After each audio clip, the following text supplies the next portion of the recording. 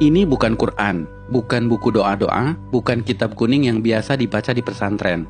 Percaya atau tidak, buku ini dibaca oleh Galileo Galilei, Johannes Kepler, René Descartes, sampai Leonardo da Vinci.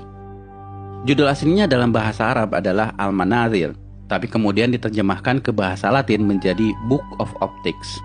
Ini adalah buku sains paling berpengaruh dalam sejarah sains di Eropa, bahkan seluruh dunia dalam bidang optik. Tanpa buku ini, mungkin sekarang tidak ada yang namanya kamera. Menariknya, buku ini usianya lebih dari 1000 tahun, tapi sampai sekarang masih relevan. Amazing is that we, all around the world, we talk about Newton as being the father of optics, and yet here we are, 1,000 years ago. Siapa penulis buku ini? Orang Barat menyebutnya Al-Hazen, sebutan Latin untuk Al-Haytham. Ya, beliau adalah Ibnu Al-Haytham, seorang ilmuwan muslim di abad ke-11, di mana ketika itu Islam sedang dalam masa keemasannya. Orang Barat menyebutnya the Islamic Golden Age. Allow me to introduce Ibn al-Haytham, a great scientist whose ideas led to the invention of the camera. You invented the camera? Mungkin bagi kalian, Ibnu Al-Haytham bukan siapa-siapa. Bahkan banyak muslim yang tidak kenal beliau. Tapi di Eropa, beliau sangat terkenal, disejajarkan dengan Galileo dan Newton, karena beliau adalah peletak dasar ilmu tentang cahaya. Sehingga Ibnu Al-Haytham disebut sebagai The Fathers of Optics. Karena itu pada tahun 2015, UNESCO pernah mengadakan perayaan The International Year of Light untuk mengenang 1000 tahun karya Al-Haytham. I am pleased to partner with international organization 1001 Inventions to launch the World of Ibn al-Haytham Global Campaign to promote light science for the benefit of all.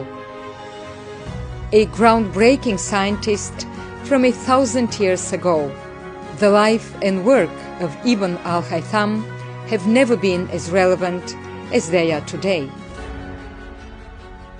Salah satu temuan Ibnu Al-Haytham yang paling merevolusi pandangan sains dunia ketika itu adalah bagaimana beliau menjelaskan cara mata kita bekerja. Sebelum adanya beliau, para ilmuwan Yunani seperti Plato dan Euclid percaya bahwa mata mengeluarkan semacam sinar ke arah objek untuk bisa melihat. Hal itu kemudian dibantah oleh Ibnu Al-Haytham. Justru matalah yang menangkap patulan cahaya sehingga kita bisa melihat. Bahkan beliaulah yang memetakan bagian-bagian mata yang berfungsi mengatur masuknya cahaya, seperti iris, pupil, kornea, dan retina. Temuannya ini bukan sekedar teori, Ibnu Al-Haytham membuktikannya dengan eksperimen. Bahkan eksperimennya yang bisa dibilang cukup sederhana ketika itu, menjadi dasar bagi penemuan kamera zaman sekarang, yang pada saat itu disebut kamera obscura. By the way, tahukah kalian, kata kamera berasal dari bahasa Latin yang artinya ruangan. Sedangkan obscura artinya gelap. Jadi kamera obscura artinya ruangan gelap. Dinamakan seperti itu karena Ibnu Al-Haytham melakukan eksperimennya di ruangan gelap saat beliau dipenjara. Beliau dipenjara karena penguasa Mesir pernah memanggilnya untuk mengatasi banjir sungai Nil. Namun usahanya dianggap gagal dan sang raja marah, lalu memenjarakannya. Tapi saat di penjara inilah justru jadi momen bersejarah bagi Ibnu Al-Haytham dan bagi perkembangan dunia sains modern. Salah satunya adalah penemuan kamera obscura. We have a beautiful view of a nice church just outside the window here. Now, if I close this blind, through this pinhole I created in this blind, I'll be able to capture an image of this church on this transparent screen. However, it's an inverted image, as Ibn al-Haytham explained and demonstrated. If I let this eye look through this pinhole, I'm gonna be able to see the image of the church again, inverted back on the retina. Kalau menurut kalian temuan Ibnu Al-Haytham ini biasa saja, perhatikan bahwa Ibnu Al-Haytham bukan sekedar menjelaskan cara kerja mata, tapi sifat dari cahaya itu sendiri. Beliaulah yang pertama membuktikan bahwa cahaya berjalan dalam lintasan lurus, sehingga beliau bisa menjelaskan pantulan cermin, pembiasan cahaya, dan fenomena-fenomena lainnya. Dan ini menjadi landasan penemuan semua teknologi yang melibatkan cahaya, seperti kabel optik, laser, komunikasi satelit, sampai akselerator partikel. I'm sort of wondering what Ibn al-Haytham would think doing experiments with candles and pinhole cameras. Well, he wouldn't even be able to imagine a world 1,000 years later. I think it's come a long way, but ultimately we're using exactly the same principles that he was thinking about back then. Itulah kenapa buku Al-Haytham ini menjadi sangat penting bagi perkembangan sains modern. Apa yang kalian pelajari di sekolah dalam bab optik seperti cermin, pembiasan cahaya, lensa, cara kerja kamera, teleskop, mikroskop, semuanya berasal dari buku yang usianya 1000 tahun ini. Namun sayang, Ibnu Al-Haytham tidak pernah disebutkan di buku-buku sekolah. For me, what's so amazing is that we, all around the world, we talk about Newton as being the father of optics, and yet here we are, 1,000 years ago, 700 years before Newton, and here's a ray diagram. There's a convex lens, and there's a focal point, and there's all the ray lines and parallel lines and the angles of refraction. Here it is, 1,000 years ago.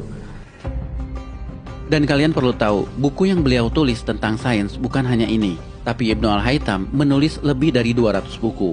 Dan bukan hanya tentang optik, tapi juga matematika, astronomi, dan engineering. Sayang, sebagian besar bukunya hilang. Ini adalah daftar buku-buku beliau yang terselamatkan.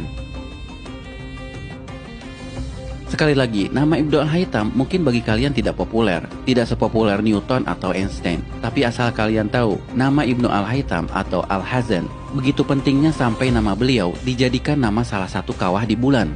Dan beliau juga diabadikan dalam mata uang Irak, 10.000 dinar. Dan ini adalah film yang diputar di perayaan di International Year of Light, kerjasama UNESCO dan 1001 Invention. Sebuah film yang mencoba menggugah kesadaran kita bahwa ada peran peradaban Islam dalam sains modern. I found a way of projecting an image onto another surface through a small hole in a dark room, later called camera obscura.